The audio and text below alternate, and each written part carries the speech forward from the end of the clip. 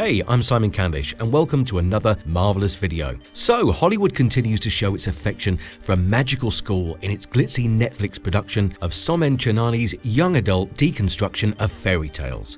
The School for Good and Evil. The movie is fantastical and magical, and the world building is absolutely breathtaking. While the main story revolves around two ordinary best friends, Agatha and Sophie, being whisked away into a world of magical fairy tales, what we think deserves a mention are all the weird and wonderful creatures we see in this magical land. Many of these are absolutely unlike anything you'd imagine them to be. Intrigued?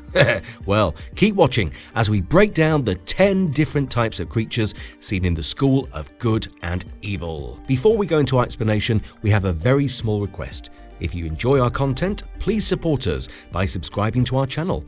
This is a small click for you, but for us, it means a lot. Thank you, and let's begin.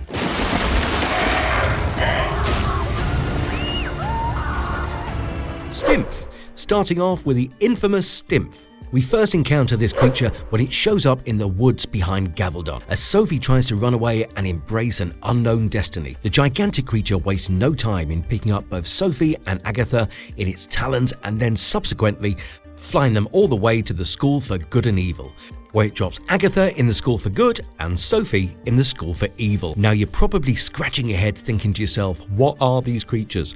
Well, while they might look like the dinosaur skeletons have flown right out of the National History Museum and ended up in this magical world, the Stimpf is actually a species of gigantic skeletal birds that fly around in the Blue Forest.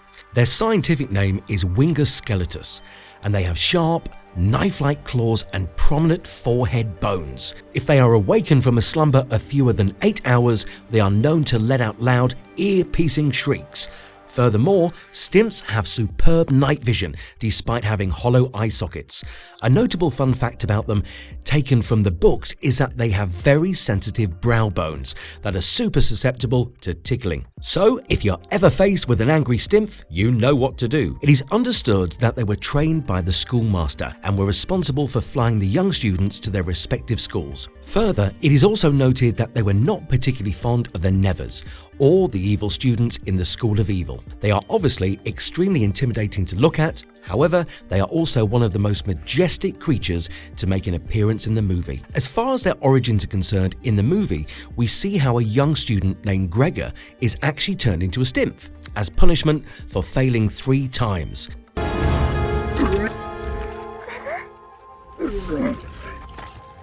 It is a well-known rule in the school that if someone fails 3 times, they are taken away from the school. But with the case of young Gregor, audiences are led towards a horrifying conclusion. These students are turned into very creatures that inhabit the Blue Forest and help out in the School for Good and Evil. Fall in line, Moonby. Wolfman. The moment audiences are introduced to the teachers and other staff of the School for Evil, one creature species stands out like a sore thumb. Now this is saying a lot since the School for Evil is filled with eccentric and unique villains in training. However, it is hard to take your eyes away from the Wolfman, standing tall amongst humans. These Wolfmen are a creature species of their own and are shown to be taller and heavier built than the average human. They are also always shown dressed up in heavily armored uniforms, with weapons such as spears and axes always there by their side. It is understood that the main task is to protect the School for Evil and keep all the students in line.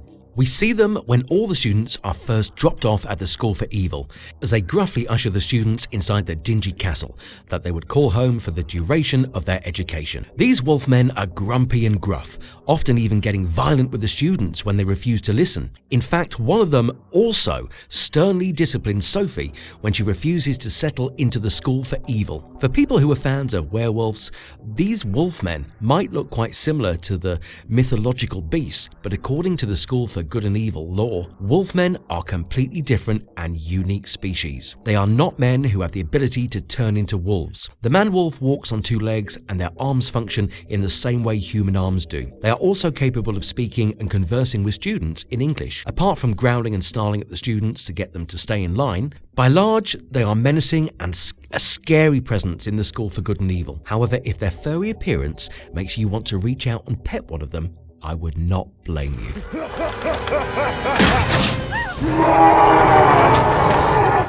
Cupid, sweet little baby cherubs who smile and help you find true love using their lovely bow and arrows. Don't let their chubby cheeks, gentle eyes and perfectly coiffed hair fool you. Agatha learns quite early in the movie that these cupids are terribly dangerous and should not be messed with. Her first and only encounter with a cupid takes place when she decides to find her own way into the School for Evil to search for her friend Sophie. She decides to scale the outermost walls of the palatial School for Good and walks right to the edge, hoping that she'll be able to find a way into the other school. However, as she walks along the ledge, she gets startled by a seemingly harmless Cupid statue. She brushes it off and gathers her wits about herself and continues walking forward when suddenly she hears the sound of stone crumbling. Bracing for the worst, she turns back only to see that the little stone cherub has transformed into a small humanoid version of Cupid. Agatha heaves a sigh of relief because she doesn't consider the smiling little Cupid as a threat.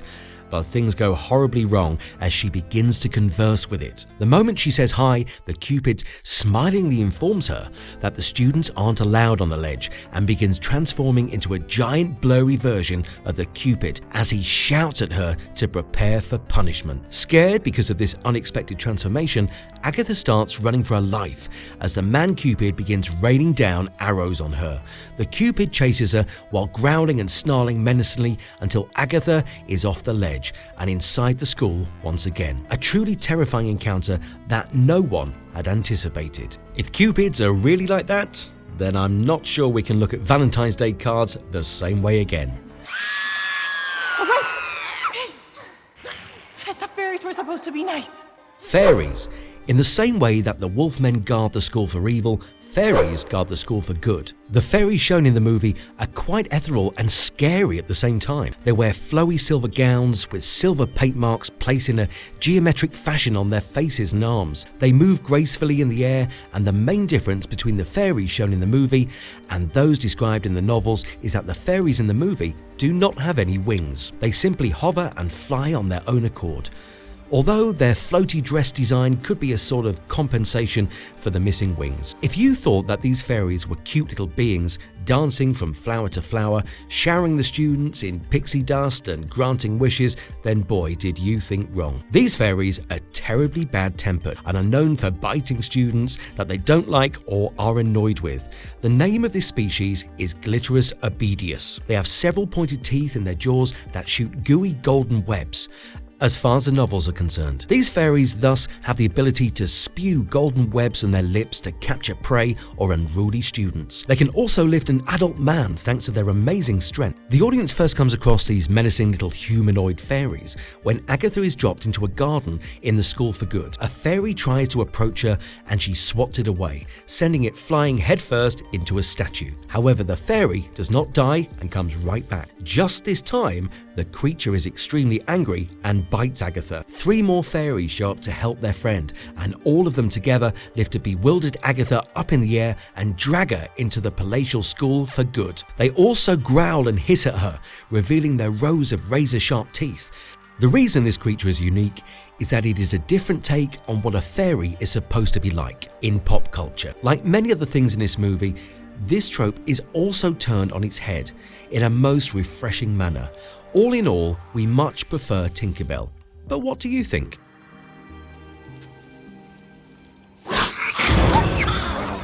Carnivorous pansies. If you have noticed a pattern here, then you're absolutely correct. It seems like all the things that are considered traditionally good and are hence part of the School for Good are actually all scary and angry creatures. Each one is more dangerous than the last. These carnivorous pansies are no different. As the students from the School for Good are taken into the Blue Forest for a survival test by one of their professors, a gnome called Yubba, they encountered what seems to be a harmless field of pretty pansies. These flowers look beautiful in all their pink glory. They are quite frankly mesmerizing. It's quite natural that someone would want to touch the flower, feel the silky smooth petals, or even pick one to take home to their lover. However, These pansies stay as far away as you can. Professor Yubba says that fairy tales have taught children that pretty can sometimes kill you, and demonstrates the same with the flowers. He uses his walking stick to poke one of the flowers, and it immediately opens up, displaying its rows of razor-sharp teeth, and starts chomping down on the stick. He manages to free his stick, but one thing is clear: the flower is definitely something you should not mess with.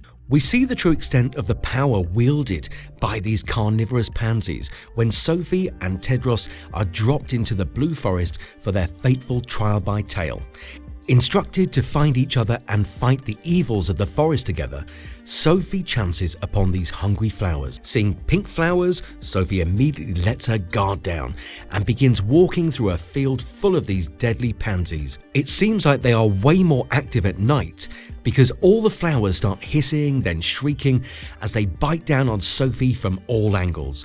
They manage to injure her in many areas, leaving her bruised and bleeding profusely. They are definitely not to be messed with. In fact, these carnivorous pansies rather remind us of piranhas, just in flower form.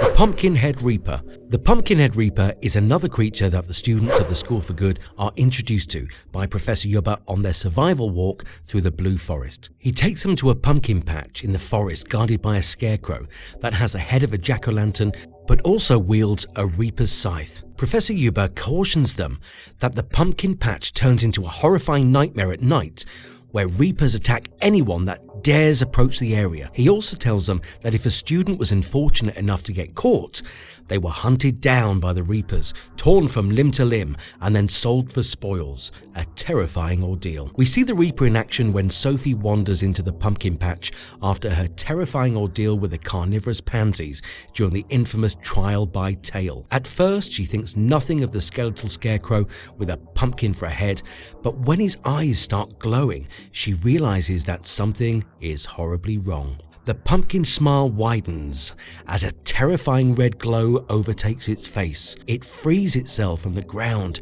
and, using its scythe, begins chasing a scared Sophie across the pumpkin patch. Sophie, being a typical princess, is unable to fight back and simply screams for Tedros, her prince, to come and help her. The Reaper closes in on her and swings his scythe to kill her once and for all. But Agatha shows up in the nick of time and saves her friend. However, their encounter with the Reaper doesn't end there, as it follows Sophie and Agatha. Tedros finally shows up and begins dueling with the menacing creature. The Reaper is more than a match for the young prince and overpowers him. However, before the Reaper can crush Tedros' skull, Agatha comes to his aid, handing him the sword that had been forced out of his hand. Using this sword, Tedros beheads the Reaper, and the pumpkin head explodes, raining down blood and pumpkin guts on the two heroes. Subsequently, the entire scarecrow explodes and the Reaper dies. Scarecrows are already quite creepy. This one is pretty much nightmare fuel. Wish fish, shimmering underwater friends who understand us. Wish fish. In the movie, the Dean of the School for Good is Madame Dovey, and in one of her lessons, she is seen teaching all the girls the importance of their bond with animals. While evil has spells and potions and magic, good has animal friends, according to Mrs. Dovey. The animal friends that the girls are introduced to in that particular class are a strange and magical species known as the wish fish. As far as their physical appearance is concerned, they look like tiny and slim silver fishes, described as shimmering underwater friends. They are found swimming in a massive swarm and live in the lakes of the School for Good campus. As Mrs. Dovey informs the students, the wish fish are magical creatures that are able to understand people's deepest desires. In fact, if someone's wish is strong enough, then the fish might even make it come true. We watch as the girls step up to the edge of the lake one by one and touch their fingers to the water to reveal their deepest desire. In a most predictable manner, both the girls that test out the abilities of the wish fish find out that their deepest desire was the men they were crushing on. While the wish fish reveals the girls' deepest desire, they don't make their wishes to end up with them come true. However, when Agatha is called upon by Mrs. Dovey, as she touches the water, she wishes for a home for everyone. This wish is brought to life by the magical creatures as Agatha pulls out a young girl from the lake's depths. It confirms Agatha's horrifying suspicion that the wish fish are made up of students from the School of Good that have failed over the years. These students were then turned into the wish fish so that they would at least still have the opportunity to be part of someone else's happy ever after, because apparently not everyone worked hard to deserve their own story. So while the creatures themselves are beautiful and helpful, their origins are simply morbid.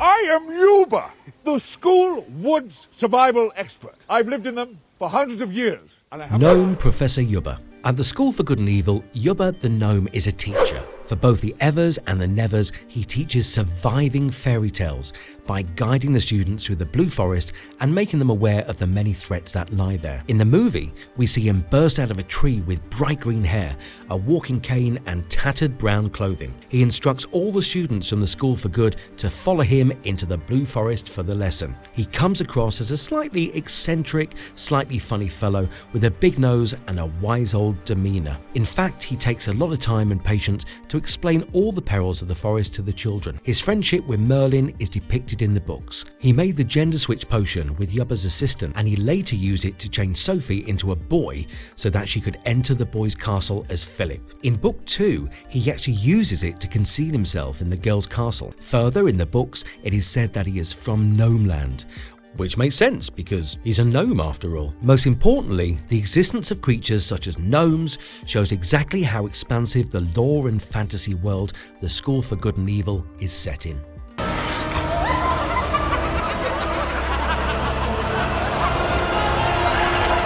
Tattoo Demon. One of the most dangerous and unhinged witches from the School of Evil is Hester from Ravenswood, a significant figure in the School for Good and Evil book series and the movie. Hester is a Never girl who attended the School for Evil. She is a tall girl and, according to some, Hester resembles her mother. She has a pale complexion, long frizzy black hair with bangs and black eyes, black lipstick and a ring on her nose. She also has a scary tattoo of a demon with buckhorns and a red skull on her neck. The cool part about this tattoo is that using her magic, Hester can bring the demon tattoo to life.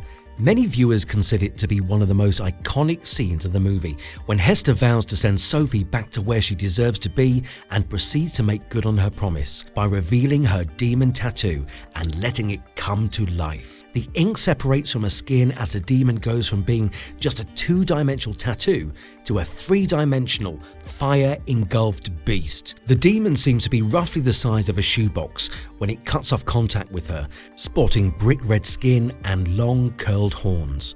The demon viciously attacks Sophie with glowing red eyes and wings engulfed in a blazing fire, following her around the room in an effort to bite and injure her. The demon is in the end vanquished by Raphael, the evil schoolmaster who for the longest time had been considered to be dead. After being defeated, the broken and bloody demon crawled back into Hester's back and melted back into her skin, becoming a tattoo once again.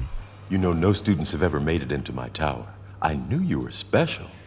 The Storian began writing your story. The Storian. In the movie, the schoolmaster declares that the Storian only selects the absolute best of our students for their own adventures on the first day of classes for the kids.